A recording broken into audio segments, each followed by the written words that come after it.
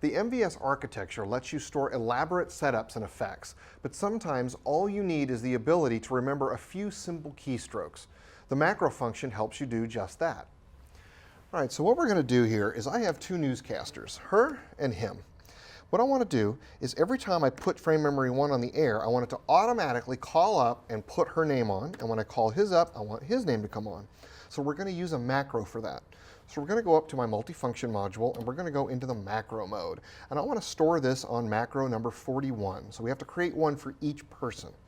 So what I'm going to do is exit out of the recall menu, and I'm going to go over here to macro 41 and see how it says empty. As soon as I hit enter, it's going to throw me into the record mode. And you can look up here, and it says macro 41, 0 of 0. So I have no steps in my macro at all. So the first thing I want to do is I want to go to DSK1, and I want to select frame memory 3. Notice as soon as I did that, I got one step on my macro. I'm also going to come over to DSK1, and I'm going to put the key in. Now I have 2 steps. Now that's all I want this macro to do. So I'm going to hit store, and it's giving me a chance to change the number or change my mind. Nope, I'm going to hit enter. So now it's on 41. And if I go back to direct mode, there's my macro. It's all set as macro 41. Now let's make another one over here for my other male counterpart. So again, we're going to exit out of the recall mode, and we're going to select 42. We're going to hit enter, throws me into record mode, and I have no steps. And on this case, on DSK1, I'm going to select frame memory 5, and I'm going to turn the key back on again. So now we have his title. Again, notice that I have 2 steps. I'm going to hit store. Again, gives me a chance to change my mind, and I'm going to hit 42. Now if we go to the direct mode, I've got 2 macros right here. Now, as I change these, it's simply changing down here what keyer is on the air. And it's also making sure that the downstream key is turned on. Let me show you exactly what's happening. I'm going to go into the macro menu by hitting my top menu and hitting macro. You can see macro 41 and 42 are both highlighted. Let's go to macro 41, and I'm going to hit this button called offline edit. This is going to show me exactly what the macro is doing. So what we have here is we have kind of an event step. So we look here on event 1, the contents is an event. What is the event? Well, the event is an ME crosspoint change. Which ME? Program preset. You can see that in both places here. Which bus? The key 1 bus. Which crosspoint? It's going to be crosspoint 41 right here. Or is it video or key? In this case, it's video. The next step is, again, the contents is an event. The event this time is a key cut. Which ME? Program preset. Which key? Key 1. And the direction. In this case, it's saying I always want the key to cut to on. So what that means is if the key was off, it'll always make it go on. If the key was already on, it's not going to turn it off. It'll just leave it in the on position. All right, so now that we kind of understand what these macros are doing, let's exit out of here.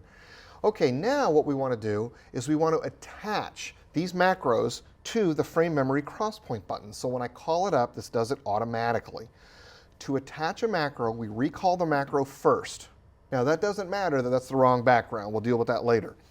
So up here on my delegate row, next to DSK4, I've added 3 buttons: pre-macro, post-macro, and macro attach enable.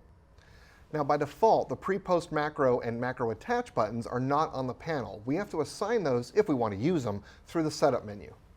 So I'm going to go up here to the main menu, and I'm going to go to engineering setup, and I'm going to go to panel operation, and it's under this one called key aux function assign. Now what this is setting are the individual buttons on each delegate row for each ME. So over here on program preset, right after key 4, I want to assign this to be pre-macro. The next button I want to be post-macro, and this one I want to be macro attach enable. Now shipping in the switcher box are the labels that you can manually put in by yourself. So the first thing we're going to do is I want to attach this by selecting either pre or post. Now pre-macro means that the macro is going to run in its entirety before the crosspoint changes.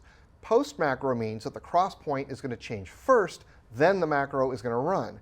Now in this case it doesn't matter because all the steps of the macro are happening instantaneously.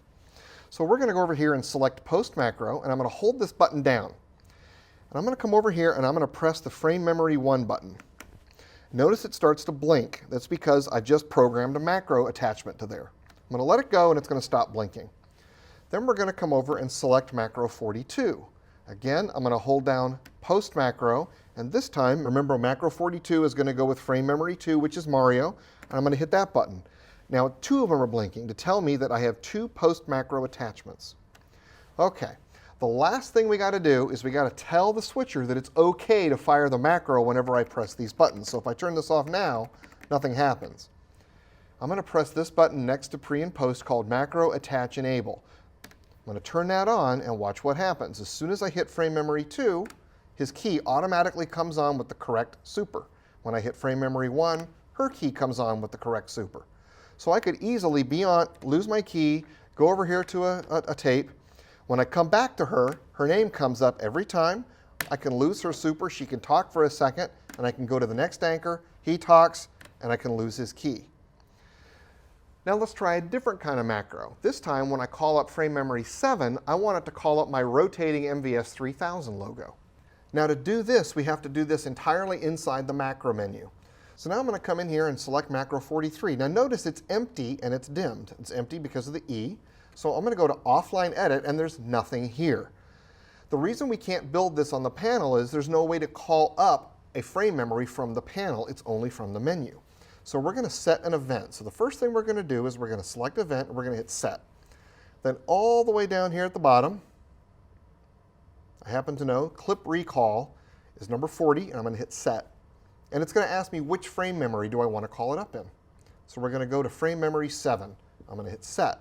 It's asking me, do I want to call up only frame memory 7, or do I want to call up 7 and 8 as a pair? I'm going to do a pair. Now it wants to know what the clip name is.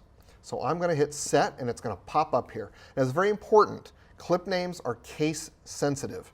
So I happen to know, just because I've used it many, many times, that it's lowercase for the name of this. So I'm going to type in loop in lowercase letters and hit enter. Now I'm going to hit store, and again, it's going to give me a chance to change my mind of where I want to store it. I'm going to hit enter. All right, so if I go to frame memory 7 here, you can see I've got some kind of old graphic that I had up. As soon as I come up to my multifunction module and I recall Macro 43, it's going to call up the clip. Now notice the clip isn't running. Well, we didn't tell it to run.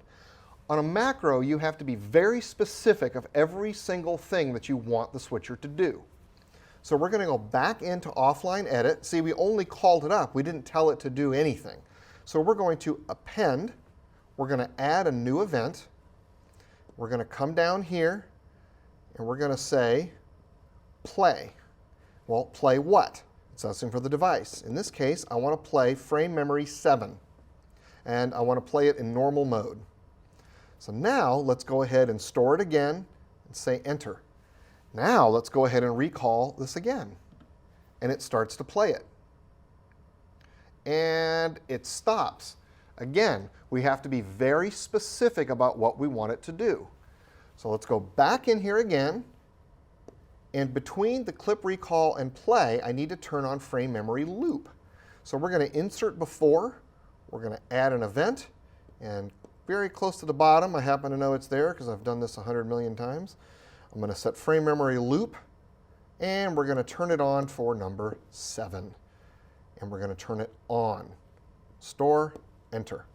Now when I recall 43, it's going to recall it, and it will continue to loop forever and ever.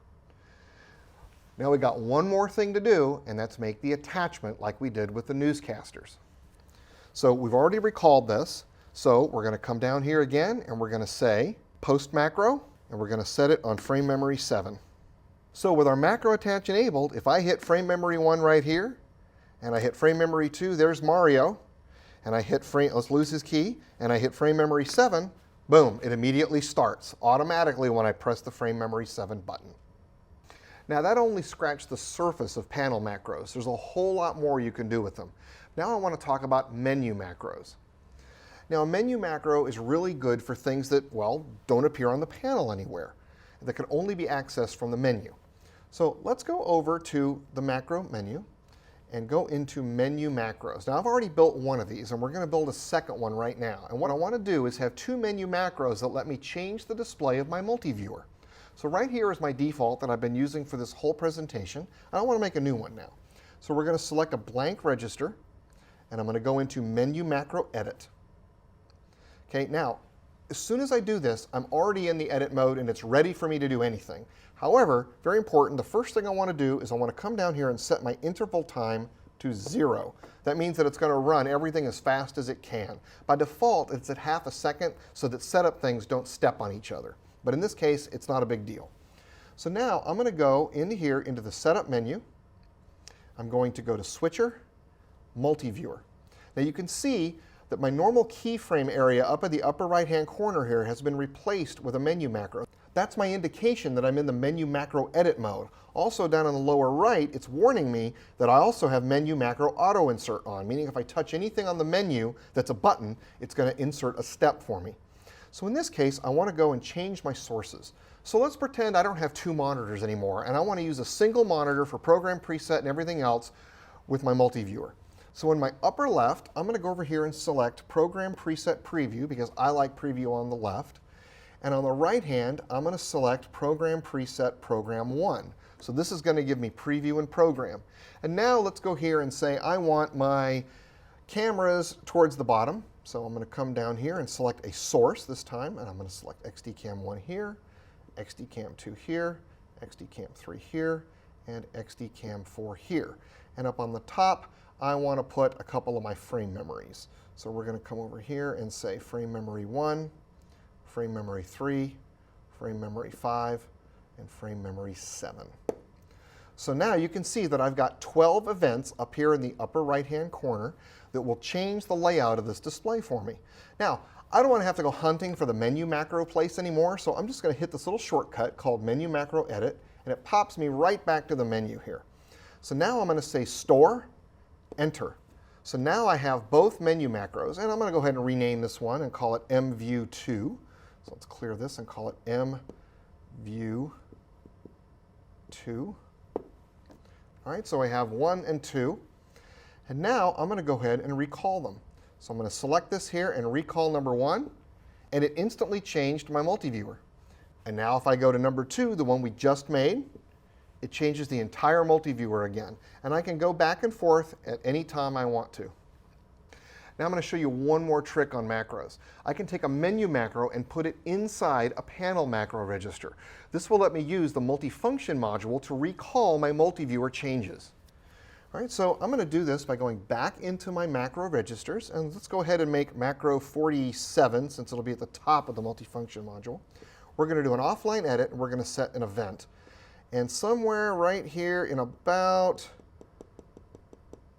there, on number 38, we're going to set the register. Now I'm going to set this to register 1 and hit set and store.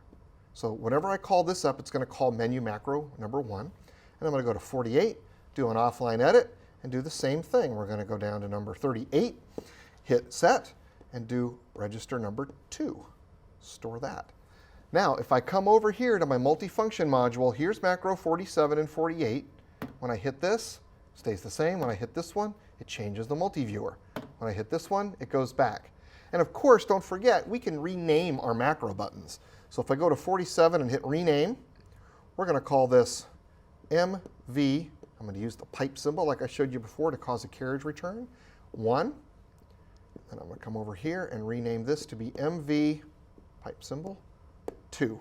Now up here is now telling me in plain English what multi-viewer 2 is going to do and what multi-viewer 1 is going to do.